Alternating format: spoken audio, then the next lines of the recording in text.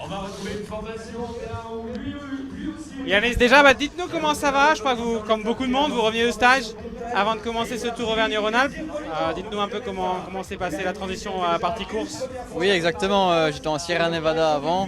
Comme beaucoup de monde d'ailleurs. Hein. Ouais, exactement. Il y a beaucoup de monde là-haut et je suis directement redescendu 3 jours avant le Tour Auvergne-Rhône-Alpes ici. Donc l'enchaînement était un peu compliqué comme on s'y attendait. Mais oui, au final, ça va de mieux en mieux et l'étape de hier a vraiment fait très plaisir à tout le monde dans l'équipe. Ouais, il y a des signes positifs, notamment avec hier qui doit motiver encore plus, j'imagine. Oui, exactement. On sait que le timing est bon et puis ça fait vraiment plaisir de pouvoir jouer la victoire d'étape.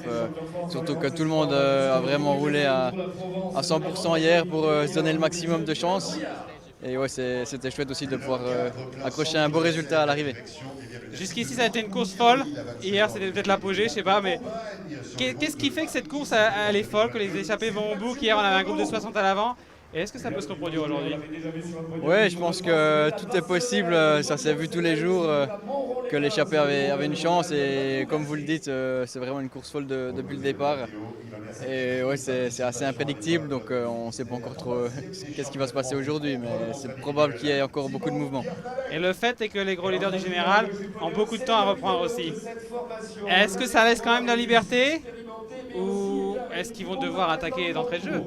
Oui, c'est un scénario très particulier.